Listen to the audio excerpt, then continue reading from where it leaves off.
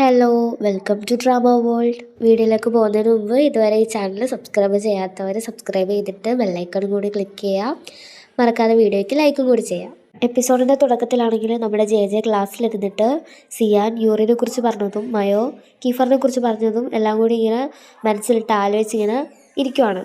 അപ്പോൾ പെട്ടെന്ന് നമ്മുടെ ജെ എടുത്ത് ടീച്ചറെ ക്വസ്റ്റ്യൻ ചോദിക്കുവാണ്. ജെ ഇതെല്ലാം ചിന്തിച്ചുകൊണ്ടിരുന്നത് കൊണ്ട് തന്നെ ക്ലാസ്സിൽ പറഞ്ഞൊന്നും അവൾ കേട്ടിട്ടില്ലായിരുന്നു. അപ്പം ടീച്ചറിനോട് കുറച്ച് സമയം വേണമെന്ന് പറയുമ്പോൾ വീണ്ടും ടീച്ചർ ക്വസ്റ്റ്യൻ ചോദിക്കുവാണ്. അപ്പോൾ ജെ മനസ്സിലിങ്ങനെ പറയുവാണ്, എനിക്കെന്താ എപ്പോഴും എങ്ങനെ ഉത്തരം പറയണമെന്ന് അറിയാത്ത ചോദ്യങ്ങളെല്ലാം ഉള്ളത്. അങ്ങനെ അപ്പോഴത്തേക്കിനും ബെല്ലടിക്കുവാണ്. അങ്ങനെ ജെ എഴുന്നേറ്റ് പോകാൻ നോക്കുമ്പോൾ യൂറി പറയുവാണ്, ഞാൻ നിൻ്റെ ബാഗ് എടുത്തോളാം, നല്ല വെയിറ്റ് ആയിരിക്കുമല്ലോ. അപ്പം ജെ പറയാം, അത് കുഴപ്പമില്ല, ഞാൻ എടുത്തോളാം എന്ന്. അങ്ങനെ ജെ മനസ്സിൽ പറയുകയാണ്, ഇപ്പോൾ ഇവരെ രണ്ടുപേരെ അവോയ്ഡ് ചെയ്യുന്നതാണ് നല്ലതെന്ന്. അങ്ങനെ അടുത്ത ദിവസം ജെ വീട്ടിൽ റൂമിലോട്ട് പോകാൻ നേരത്ത് സിയാൻ അവളോട് പറയുവാണ്, ജെ എനിക്ക് നല്ല വിശക്കുന്നുണ്ട്, നീ യോഗോറീനെ ഒന്ന് മേടിച്ചുകൊണ്ട് വരുമോ. അപ്പോൾ ജെ പറയുവാണ്, നീ ഈ റൂം തന്നെ ഒന്ന് നോക്ക്, എത്രത്തോളം വൃത്തികേടാക്കിയാണ് വെച്ചേക്കുന്നത്. അത് മാത്രമല്ല ഇപ്പം എൻ്റെ അടുത്ത് വെളിയിൽ പോയി സാധനം മേടിച്ചുകൊണ്ട് വരാനും കൂടിയിട്ട്. എന്നിട്ട് നമ്മുടെ സിയാനാണെങ്കിൽ ജെനെ വിടുന്നതേ ഇല്ല. അവൻ പ്ലീസ് ജെ എന്ന് പറഞ്ഞ് അടുത്ത് കെഞ്ചുവാണ്. അപ്പം ജെ പറയുവാണ്, നിനക്ക് എന്തെങ്കിലും അസുഖം വരുമോയെന്ന്. അപ്പം സിയാൻ പറയുവാണ്, അങ്ങനെയാണെങ്കിൽ നീ എനിക്ക് വാങ്ങിത്തരാൻ നല്ലൊരു കാരണമുണ്ട്, ഇതെൻ്റെ അവസാനത്തെ ആഗ്രഹമാണ്. അപ്പോഴും ജെ ഒരു അനക്കവും ഇല്ലാതിരിക്കുന്ന കണ്ടിട്ട് നമ്മുടെ സിയാനാണെങ്കിൽ ഞാൻ ഇവിടെ നിന്ന് പോകാമെന്നും പറഞ്ഞ് ബാഗൊക്കെ പാക്ക് ചെയ്യുവാണ്. ഇത് കണ്ടിട്ട് ജെ പറയുവാണ്, ശരി ഞാൻ നിനക്ക് മേടിച്ച് തരാം. അങ്ങനെ ഇത് കേട്ട ഉടനെ നമ്മുടെ സിയാനാണെങ്കിൽ വന്ന് ജെക്ക് ഉമ്മയൊക്കെ കൊടുക്കുന്നുണ്ട്. എന്നിട്ട് സിയാൻ പറയുവാണ്, നിനക്ക് ആവശ്യമുള്ള സ്നാക്സ് കൂടി മേടിച്ചോണ്ടോ, നമുക്ക് ഒരുമിച്ചിരുന്ന് കഴിക്കാമെന്ന്. അപ്പോൾ ജെ പറയുവാണ്, നീയും കൂടി വാ, നമുക്ക് ഒരുമിച്ച് പോകാമെന്ന്. അപ്പോൾ സിയാൻ പറയാം, പറ്റില്ല, നീ ഒറ്റയ്ക്ക് പോകണം, 17 വയസ്സ് വരെ നീ ഒറ്റയ്ക്കല്ലേ എല്ലാം ചെയ്തത്, അതേപോലെ ഇതും അങ്ങ് ചെയ്താൽ മതി. അപ്പോൾ ജയയുടെ ഫോണിലേക്ക് യൂറീൻ്റെ കയ്യിൽ നിന്നും കീഫറിൻ്റെ കയ്യിൽ നിന്നും മെസ്സേജ് വരുവാണ്. കീഫറിൻ്റെ മെസ്സേജാണ് ആദ്യം വായിച്ചു നോക്കുന്നത്. അപ്പോൾ കീഫർ ചോദിച്ചേക്കുവാണ്, നാളെ നീ ഇമാൻ്റെ കൂടെ ഷോപ്പിങ്ങിന് പോകുന്നുണ്ടോ എന്ന്. അതിനുശേഷം യൂറിയുടെ മെസ്സേജ് ആണെങ്കിൽ നാളെ ഫ്രീ ആണോ എന്ന് പറഞ്ഞിട്ടാണ് ചോദിച്ചേക്കുന്നത്. ഇവർ രണ്ടുപേരെ മെസ്സേജ് കണ്ടിട്ട് നമ്മുടെ ജെ ഒരുമാതിരി നിന്നിട്ട് അവളെ കടയിലേക്ക് പോവാണ്. കടയിലോട്ട് പോയ നമ്മുടെ ജെ ആണെങ്കിൽ അവിടുത്തെ മെനു നോക്കിയിട്ട് സിയാൻ എന്തുമായിരിക്കും ഇഷ്ടപ്പെടുന്നതെന്ന് ഇങ്ങനെ ആലോചിച്ചുകൊണ്ടിരിക്കുമ്പം ഡേവിഡ് വന്നിട്ട് കുറേ നേരം ആയല്ലേ നോക്കുന്നതെന്ന് പറയുമ്പോഴത്തേക്കിനും നമ്മുടെ ജെ പെട്ടെന്ന് പേടിച്ച് പോവാണ്. അങ്ങനെ അവനൊരു അടിയും വെച്ച് കൊടുക്കുന്നുണ്ട്, ഇങ്ങനെ വന്ന് പേടിപ്പിച്ചതിന്. അപ്പോൾ ഡേവിഡ് പറയുവാണ്, ഇതെൻ്റെ ട്രീറ്റാണ്, നിനക്ക് ഇഷ്ടമുള്ളത് പറഞ്ഞോളായിരുന്നു.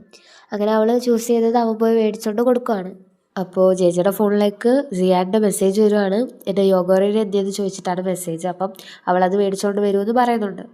അപ്പോൾ ഡേവിഡ് ചോദിക്കുവാണ്, ഇത് കഴിക്കാൻ വേണ്ടിയിട്ടാണോ നീ ഈ സമയത്ത് ഇങ്ങോട്ട് വന്നതെന്ന്. അപ്പോൾ ജെ പറയുവാണ്, എൻ്റെ വീട്ടിലൊരു മൂട്ടശല്യമുണ്ട്, സിയാനാണോ അവനെ കൂടി ഇങ്ങോട്ട് കൊണ്ടുവന്നോടായിരുന്നു ചോദിക്കുമ്പോഴത്തേക്കിനും ജെ പറയുവാണ്, അവനൊന്നും വരുത്തില്ല എന്നൊക്കെ പറഞ്ഞുകൊണ്ടിരുന്നതാണ്. നീ എന്താ ഇങ്ങോട്ടേക്ക് വന്നതെന്ന് ചോദിക്കുമ്പം ആവശ്യമില്ലാത്തത് ആലോചിച്ചുകൊണ്ടിരിക്കാമെന്ന് പറയുവാണ് ഡേവിഡ്. അപ്പോൾ ജെ ചോദിക്കുവാണ്, നീ എന്തിനെ കുറിച്ചാണ് ഈ പറയുന്നതെന്ന്. അപ്പോൾ ഡേവിഡ് പറയുവാണ്, അതൊന്നും പറഞ്ഞാൽ നിനക്ക് മനസ്സിലാവത്തില്ല ജെന്ന്.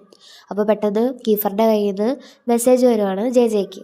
എവിടെ അടിയുള്ള എന്താ എൻ്റെ മെസ്സേജിന് റിപ്ലൈ തരാമെന്ന് ചോദിക്കുമ്പോൾ ജെ പറയുവാണ്, ഇവൻ എന്തിനാണ് എനിക്ക് ഒരുപാട് കെയറിങ് തരുന്നത്, ഇവനെന്ത് എൻ്റെ ബോയ് ഫ്രണ്ട് ആണോ എന്ന് ഉറക്കെ ചോദിക്കുകയാണ്. അപ്പോൾ ഡേവിഡ് എന്ത് പറ്റി എന്ന് ചോദിക്കുന്നു. അതൊന്നുമില്ല, അറിയാതെ മെസ്സേജ് വന്നതാണെന്ന് തോന്നുന്നു എന്ന് ജെ പറയുമ്പോൾ ഡേവിഡ് ചോദിക്കുകയാണ്, അത് കീഫർ അല്ലേ. അപ്പോൾ ഡേവിഡ് ചോദിക്കുകയാണ്, നിങ്ങൾ രണ്ടുപേരും റിലേഷൻഷിപ്പിലാണോ എന്ന്. അപ്പോൾ പെട്ടെന്ന് വായിക്കാതിരുന്ന സാധനം നമ്മുടെ ജെ അപ്പോൾ അവളത് ഡേവിഡിൻ്റെ മുഖത്തേക്ക് തുപ്പി കൊടുക്കുകയാണ്. അപ്പം എന്നിട്ട് അവൾ പെട്ടെന്ന് അത് തുടച്ച് മാറ്റുമ്പം ഡേവിഡ് അവളുടെ കഴുത്തിലോട്ട് നോക്കുവാണ്. അപ്പോൾ അവൾ പെട്ടെന്നങ്ങ് അവിടെ നിന്ന് മാറും. അപ്പോൾ ഡേവിഡ് പറയുകയാണ്, നീ തെറ്റിദ്ധരിക്കരുത്, അത് ഞാൻ നിൻ്റെ മാല നോക്കുമായിരുന്നു, നീ എന്തിനാണ് മോതിരം ചെയിനകത്തിട്ടിട്ട് കഴുത്തിലിട്ടേക്കുന്നതെന്ന്. അപ്പോൾ അവൾ പറയാണ്, അതെനിക്കൊരാൾ തന്നതാണ്, ഇപ്പോൾ എനിക്കത് ഇടാൻ പറ്റില്ല, അതുകൊണ്ടാണ് ഞാൻ അങ്ങനെ ചെയ്തേക്കുന്നതെന്ന്. എന്നിട്ട് ചേച്ചി ചോദിക്കുവാണ്, നിനക്ക് ഈ ചെയിൻ എൻ്റെ കയ്യിൽ തരാനായിട്ട് ആരാ പറഞ്ഞത്. അപ്പോൾ ഡേവിഡ് പറയുവാണ്, അത് പറയാൻ പറ്റത്തില്ല എന്ന്. അപ്പോൾ ജെ പറയുവാണ്, പ്ലീസ് ഒരു ക്ലൂ എങ്കിലും താ. അപ്പോൾ ഡേവിഡ് പറയുവാണ്, അത് നിനക്കറിയാവുന്ന ആൾ തന്നെയാണ്, നല്ല സ്ലിമ്മായിട്ടിരിക്കും, അതാണ് ഇതാണെന്നൊക്കെ പറയുവാണ്. അത് ഒരു ഫ്രിക്ഷണൽ ക്യാരക്ടർ കൂടിയിട്ടാണെന്ന് പറയുമ്പോഴത്തേക്കിനും പെട്ടെന്ന് ജെ പറയുവാണ്, പേഴ്സി. എടാ പേഴ്സി ആണോ തന്നതെന്ന് ചോദിക്കുവാണ്. പേഴ്സിയെ നീ മീറ്റ് ചെയ്തോന്ന് ഡേവിഡിൻ്റെ അടുത്ത് ചോദിക്കുമ്പോൾ ഡേവിഡ് പറയുവാണ്, ഇല്ല, അവൻ എനിക്ക് അയച്ചു തന്നതാണ്. അപ്പോൾ നിങ്ങൾ എപ്പോഴും സംസാരിക്കാറുണ്ടോയെന്ന് ജെസി ചോദിക്കുമ്പോൾ ഡേവിഡ് പറയുവാണ്, ഇല്ല, അവന് തോന്നുമ്പോൾ മാത്രമാണ് അവൻ വിളിക്കുന്നതെന്ന്. അപ്പോൾ ജെ പറയാം, എങ്കിൽ ഇപ്പോൾ ഒന്ന് അവനെ വിളിക്കുന്നത്. ഇതിനു മുമ്പ് ഞാൻ അവനെ വിളിച്ചിട്ടുണ്ടായിരുന്നു, പക്ഷേ ആ നമ്പർ ഇപ്പോൾ വിളിക്കുമ്പോൾ യൂസിലില്ലെന്നാണ് പറയുന്നത്. അപ്പോൾ ഡേവിഡ് പറയുവാണ്, ഞാൻ അവന് മെസ്സേജ് അയക്കാം, റെസ്പോണ്ട് ചെയ്യുമല്ലെന്ന് അറിയത്തില്ല. അങ്ങനെ ജെയുടെ ഫോട്ടോ എടുത്തിട്ട് അവന് മെസ്സേജ് അയക്കുകയാണ്.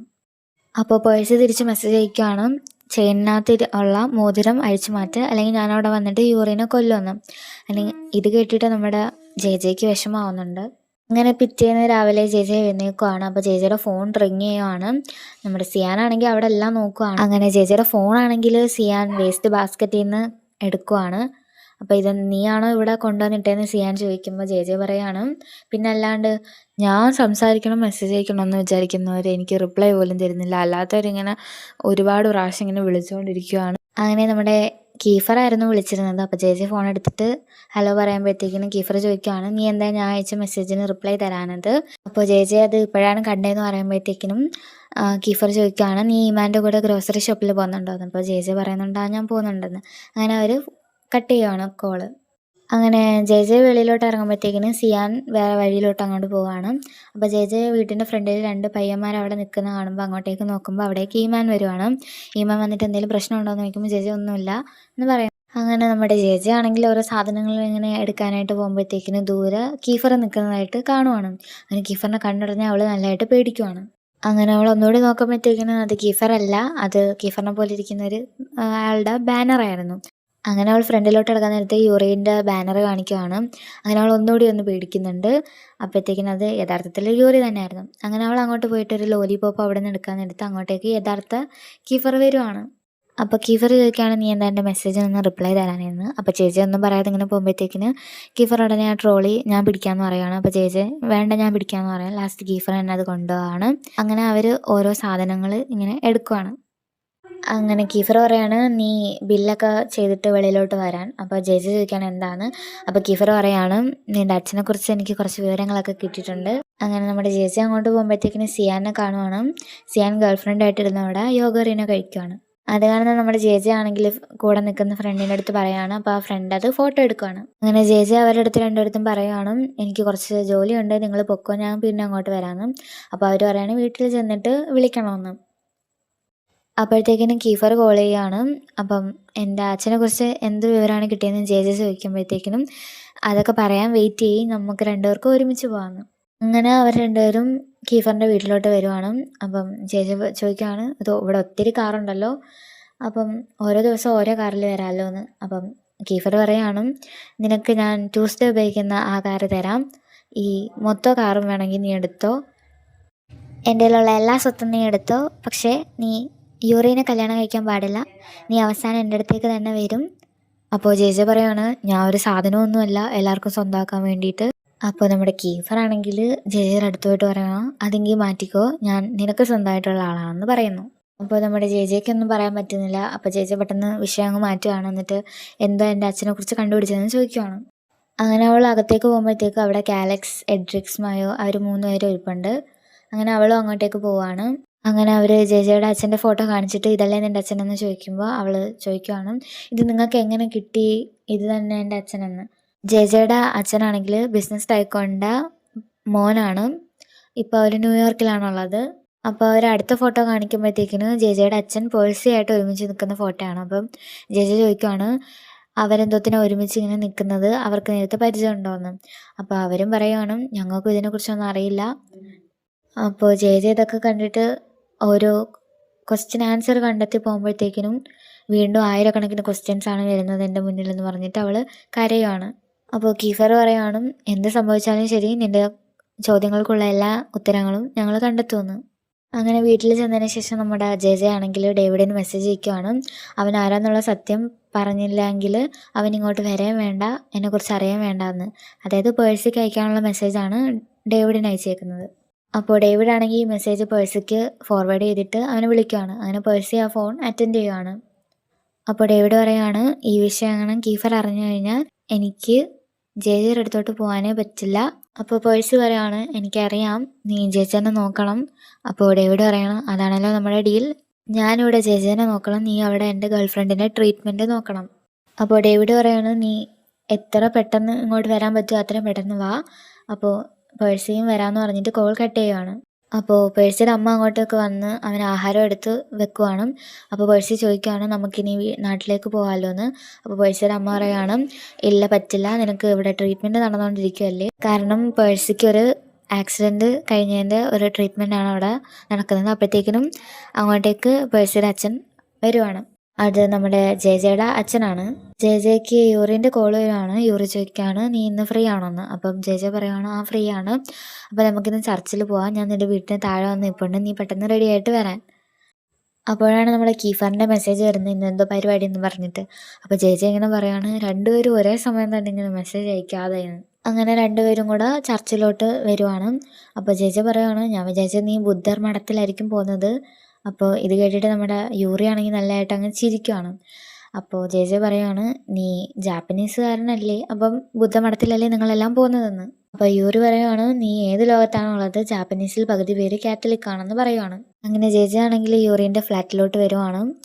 ജയജനെ സോഫയിൽ ഇരുത്തിയിട്ട് അവൾക്ക് ഏതെങ്കിലും സ്നാക്സ് എടുക്കാനായിട്ട് യൂറി അകത്തേക്ക് പോവാണ്. അങ്ങനെ അവൾ അവിടെ ഇരിക്കാൻ നേരത്ത് ഒരു പഴയ ആൽബം ഇങ്ങനെ കാണുവാണ്. അതങ്ങനെ എടുത്ത് നോക്കാൻ നേരത്ത് യൂറിൻ്റെ പഴയ ഫോട്ടോസ് എല്ലാം ഇങ്ങനെ അവിടെ ഇരിക്കുവാണ്. അങ്ങനെ യൂറി അങ്ങോട്ടേക്ക് വരുവാണ്. അങ്ങനെ ഓരോ ഫോട്ടോസ് ഇങ്ങനെ കണ്ടിട്ട് അവനെ ഇങ്ങനെ കളിയാക്കുവാണ്. അപ്പോൾ ഒരു ഫോട്ടോ കാണുവാണ്, അതിൽ യൂറി, ആരിസ്, കീഫർ അങ്ങനെ എല്ലാവരും ഒരുമിച്ച് ഇങ്ങനെ ഇരിക്കുവാണ്. അത് കണ്ടിട്ട് യൂറി പറയുവാണ്, ഞങ്ങൾ അവസാനമായിട്ട് ഒരുമിച്ചുണ്ടായിരുന്നപ്പോൾ എടുത്ത ഫോട്ടോയാണെന്ന് പറഞ്ഞിട്ട് ആ ആൽബം മേടിച്ച് വെച്ചിട്ട് വാ നമുക്ക് കുക്ക് ചെയ്യാമെന്ന് പറഞ്ഞിട്ട് അവളെ വിളിച്ചുകൊണ്ട് പോവാണ്. അങ്ങനെ ചേച്ചി വെജിറ്റബിൾസ് ഇങ്ങനെ മുറിക്കാൻ നേരത്ത് പെട്ടെന്ന് അവളുടെ കൈ മുറിയാണ്. അത് കണ്ടിട്ട് അവൾ പെട്ടെന്ന് നെർവസ് ആവുകയാണ്. അപ്പോൾ യൂറി ഇത് കാണുമ്പോഴത്തേക്കിന് നിൽക്ക്, ഞാൻ പോയി ടവൽ എടുത്തിട്ട് തരാമെന്ന് പറഞ്ഞു. അങ്ങനെ പെട്ടെന്ന് നമ്മുടെ ചേച്ചി ആണെങ്കിൽ അവനെ പിടിച്ചിട്ട് നിർത്തിയിട്ട് പറയാണ്, പോകരുത്. അപ്പോൾ അവൻ പറയാണ്, വേണ്ട ഞാൻ ടവൽ എടുത്തിട്ട് വരാം, കൈ കെട്ട് വെക്കണമെന്ന് പറയാണ്. അപ്പം അവൾ ഉടനെ പറയാണ്, പെട്ടെന്ന് കീഫറിന് കോൾ ചെയ്യുമെന്ന് പറഞ്ഞിട്ട് ഇങ്ങനെ പറഞ്ഞുകൊണ്ടിരിക്കുകയാണ്. അപ്പോൾ യൂറി പറയുകയാണ്, ഞാൻ തന്നെ നിൻ്റെ അടുത്ത് നിൽപ്പുണ്ടല്ലോ, പിന്നെന്തിനാ നീ കീഫറിനെ വിളിക്കാൻ പറയുന്നത്. പക്ഷേ നമ്മുടെ ജെ അതൊന്നും കേൾക്കുന്നില്ല. ജെ അവനെ വിളിക്കുന്നത് തുടർച്ചയായിട്ട് ഇങ്ങനെ പറഞ്ഞുകൊണ്ടിരിക്കുകയാണ്. അങ്ങനെ അവൾക്ക് കുടിക്കാൻ വെള്ളമൊക്കെ കൊടുക്കുവാണ്. അപ്പം യൂറി ചോദിക്കുവാണ്, നിനക്ക് എന്തായി പറ്റിയതെന്ന്. അപ്പോൾ അവൾ പറയാണ്, ഇതിനു മുമ്പ് ഞാൻ രക്തം കാണുമ്പോഴത്തേക്കിന് ഞാൻ മയങ്ങി വീഴുമായിരുന്നു. പിന്നെ വന്നപ്പോഴത്തേക്കും ഞാൻ അടുത്ത് നിൽക്കുന്ന ആൾക്കാരുടെ അടുത്ത് വയലൻ്റായിട്ട് ബിഹേവ് ചെയ്യാൻ തുടങ്ങി. എനിക്ക് എന്തുകൊണ്ടാണ് ഇങ്ങനെ വരുന്നതെന്നൊന്നും എനിക്കറിയില്ല. എന്നിട്ട് യൂറി പറയുകയാണ്, നമുക്ക് എന്തുകൊണ്ടാണ് ഇങ്ങനെ വരുന്നതെന്നൊക്കെ നമുക്ക് കണ്ടുപിടിക്കാമെന്ന്. അങ്ങനെ യൂറി ജയജനെ തിരിച്ച് ഡ്രോപ്പ് ചെയ്തിട്ട് പോവാണ്. അവൻ പോയ ഉടനെ തന്നെ അങ്ങോട്ടേക്ക് കീഫർ വരുവാണ്. അങ്ങനെ ഉടനെ തന്നെ ജയജനെ കാറിൽ കയറ്റിയിട്ട് അവളെ കൊണ്ട് പോവുകയാണ്. അങ്ങനെ കീഫർ ഒരു സ്ഥലത്ത് വണ്ടി നിർത്തിയിട്ട് ചോദിക്കുകയാണ്, നിങ്ങൾ രണ്ടുപേരും എവിടേക്കാണ് പോയതെന്ന്. അപ്പം ജയജ പറയുകയാണ്, ഞങ്ങൾ ചർച്ചിലേക്കാണ് പോയത്. അത് കഴിഞ്ഞിട്ട് യൂറിൻ്റെ ഫ്ലാറ്റിലോട്ട് പോയി. എന്നിട്ട് ഞങ്ങൾ അവിടെ കുക്ക് ചെയ്തുകൊണ്ടിരിക്കുമായിരുന്നു. പിന്നെ കുറച്ച് നേരം ആൽബംസ് ഒക്കെ നോക്കി സംസാരിച്ചുകൊണ്ടിരുന്നു എന്ന്. പിന്നെ ജെ പറയുകയാണ്, എനിക്ക് യൂറിനെയാണ് ഇഷ്ടം, നീ എന്തിനാ അതിൻ്റെ ഇടയിൽ ആവശ്യമില്ലാതെ വരുന്നതെന്നൊക്കെ നമ്മുടെ കീഫറിൻ്റെ അടുത്തോട്ട് ചോദിക്കുക. കീഫർ പറയുകയാണ്, എല്ലാവർക്കും യൂറിൻ്റെ കാര്യമാണ് വലുത്, എനിക്ക് അമ്മയില്ല, പേരൻസ് ആരും ഇല്ലാതെ തന്നെ ഞാൻ എൻ്റെ അനിയന്മാരെ എല്ലാവരെയും വളർത്തിക്കൊണ്ട് വരുന്നു. എനിക്ക് സുഖമാണോ, എനിക്ക് എന്തെങ്കിലും കുഴപ്പമുണ്ടോ എന്ന് ഇതുവരെ ആരും ചോദിച്ചിട്ടില്ല എന്ന് അവൻ വിഷമത്തോടു കൂടി പറയുവാണ്. അങ്ങനെ അവർ രണ്ടുപേരും കരയുവാണ്. അപ്പം ജെ അവനെ ആശ്വസിപ്പിക്കുവാണ്. അപ്പോൾ ഇന്നത്തെ എപ്പിസോഡ് ഇവിടെ വെച്ച് എൻ്റെ ആവുകയാണ്. എല്ലാവരും ലൈക്കും സബ്സ്ക്രൈബും ഒക്കെ ചെയ്ത് സപ്പോർട്ട് ചെയ്യുക.